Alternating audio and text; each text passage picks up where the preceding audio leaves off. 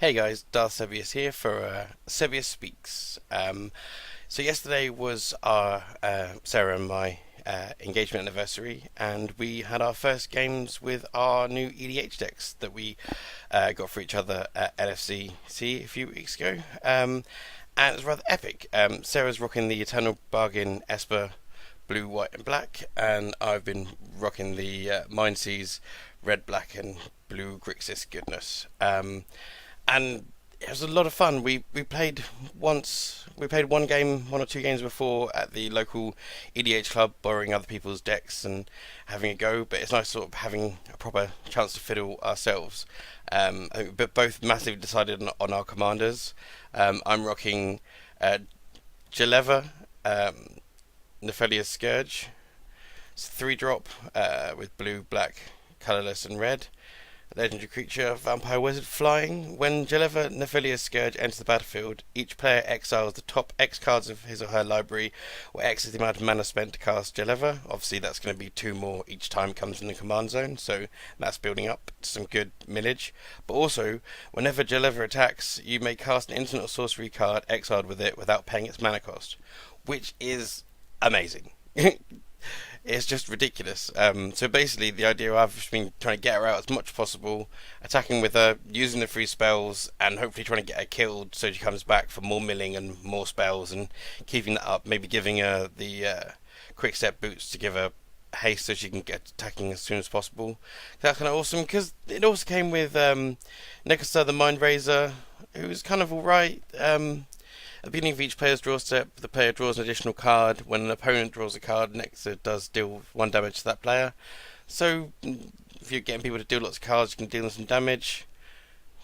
He's okay. And Thraximundar, who is rather epic, but he's a 7-drop.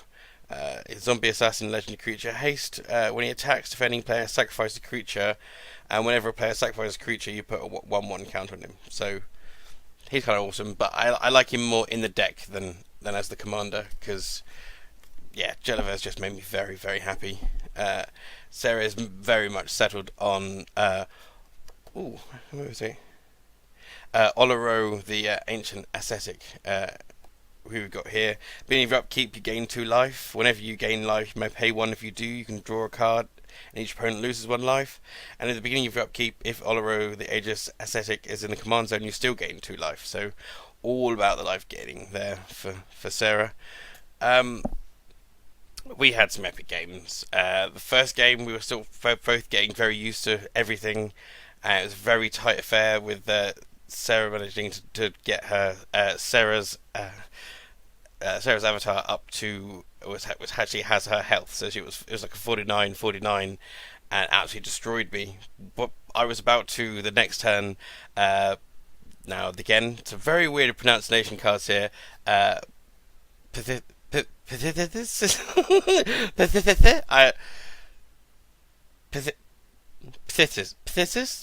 maybe Phthisis. Destroy target creature. Its controller loses equal life equal to the power to its power plus its toughness, which is just insanely amazing. But yeah, she managed to take me down.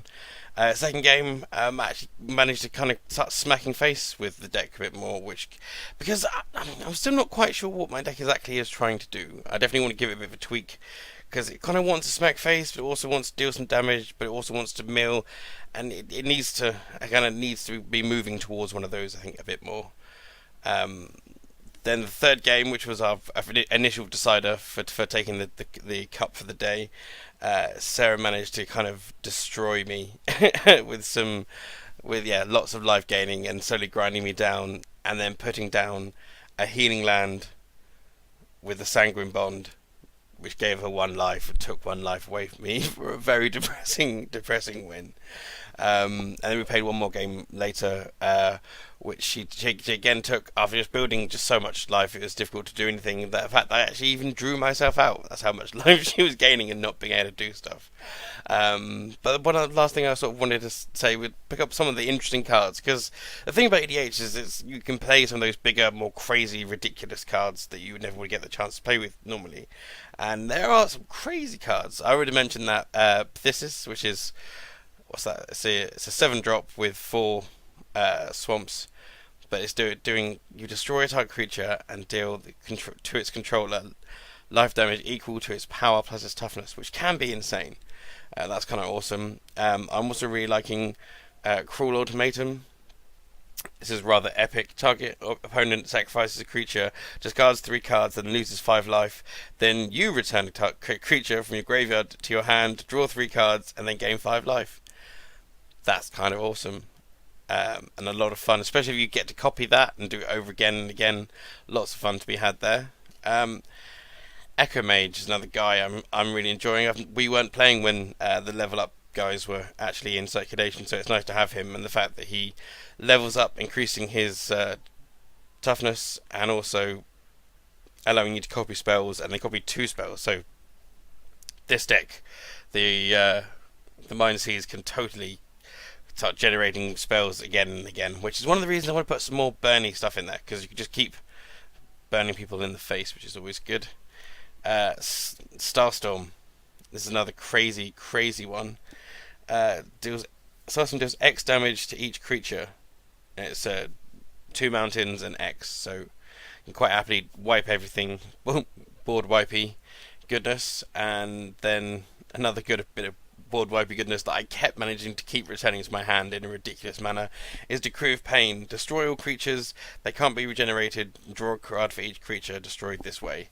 Now the kind of way I've been trying to use those is after the first couple of games, Sarah really kind of realised she didn't want to be killing Jeleva, so I couldn't bring her back so more exiling and more cards to play, so she kept keeping her alive, so I had to kill her myself with these board wiping motions. But again, with the Decree of Pain and the exiling, that's one of the ways I managed to mill my own stuff out. So definitely might need to put a Laboratory Maniac in there for that eventuality. And just one that I managed to exile and play from Sarah's, which caused us a little bit of confusion.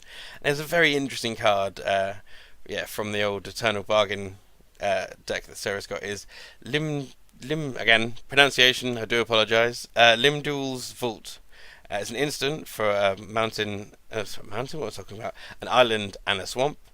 Look at the top 5 cards of your library. As many times as you choose, you may pay 1 life. Put those cards on the bottom of your library in any order. Then look at the top 5 cards of your library. Then shuffle your library and put the last cards you looked at this way on top of it in any order.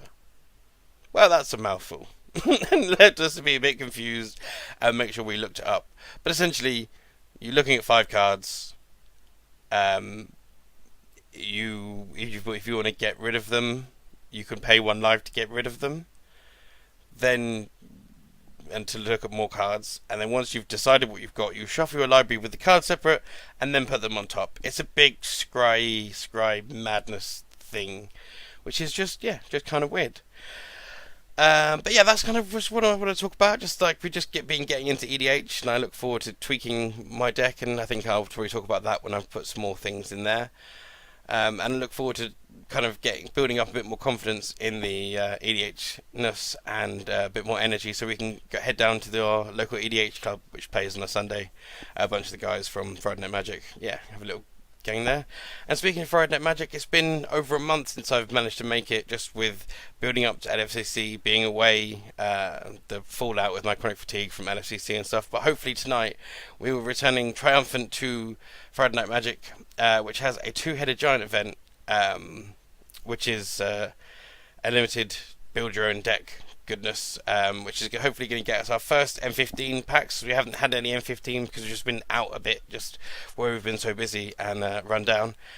But also last time we actually managed to win that. Admittedly, we did win it just with a buy, but we still won it, and that was kind of awesome. So I'm sure I'll be talking about how we get on tonight very soon, and looking forward to some of the new interesting M15 cards we get a hold of. So yeah, that's my Sebius Speaks for today. I'm Darth Sebius for Allies Index, alliesindex.com, a place for all things geeky gaming.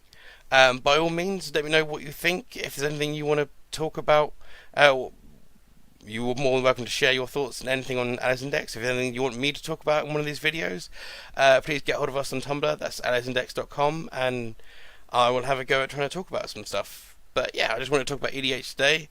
I might do another video in a moment for another day, so if you see me wearing the same stuff, it's because I'm recording them back to back possibly. And yeah, I will leave it there and catch you guys soon. I hope you guys are enjoying your magical goodness or whatever geeky games you're playing and having a good time. Taddy bye.